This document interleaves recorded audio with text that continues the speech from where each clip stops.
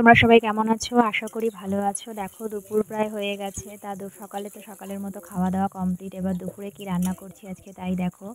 আজকে পনির আনিয়েছি, তাই পনির ভাজাও বসিয়ে দিয়েছি। তা পনিরই আজকে রান্না করব। আমি তো যে কোনো একটা তরকারি রান্না করি, পনির যদি হয় তাহলে পনির, বা মাছ হলে মাছ। দেখো চারিদিকে সব ছড়ানো রয়েছে।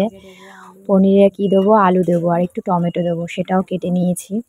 আর আমি তো সব কাঁচা লঙ্কা দিয়েই রান্না করি, তাই কাঁচা লঙ্কাগুলো চিড়ে রেখে দিয়েছি পাশে।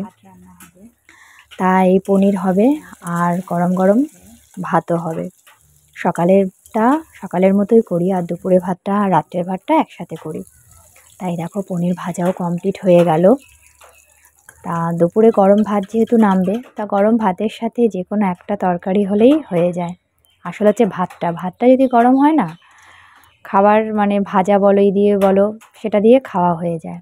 তা গোটা গরম মশলা দিয়ে দিলাম, আর দিলাম সাদা জিরে ফোড়নে। এবার ওই যে আলুগুলো দেখলে, সেই আলুগুলো দিয়ে দেবো। ওই যে আলু দিতে গিয়ে একটা টমেটো পড়ে গেল, কেননা টমেটোটা একসাথেই রাখা ছিল। যাই হোক, ওই দেখো পাশে বাটিতে ওই ভেন্ডি আর পটল রাখা রয়েছে।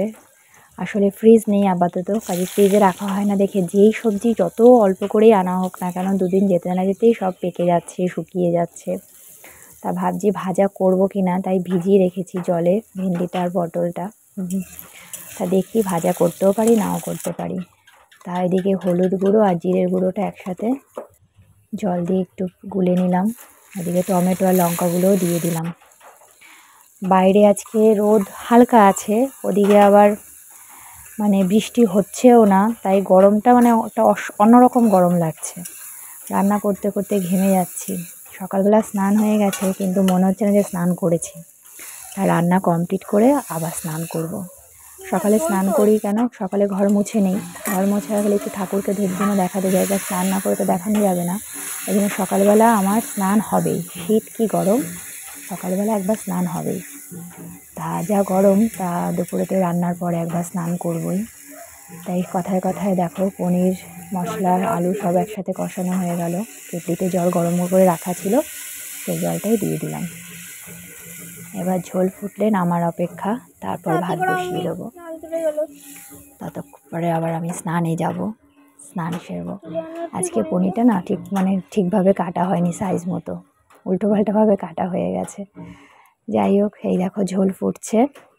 তা ঝোল ফোটার পর এই যে ঝোল নামিয়েও নিলাম, বাটিতে রাখছি, একটা বাটিতেই রাখছি, কেননা দুপুরে আর রাত্রে তো একার মতো কোনো অসুবিধা হয় না। এই যে মেয়ে খাবে এর থেকে, তা মেয়েকেও দিয়েছি। মেয়ের খাওয়া প্রায় হয়ে গেছে, মেয়েই ক্যামেরা ধরে দিচ্ছে। যাক, আমি দুপুরে খাওয়া দাওয়া করছি। তোমরা সবাই ভালো থেকো, টাটা, দেখা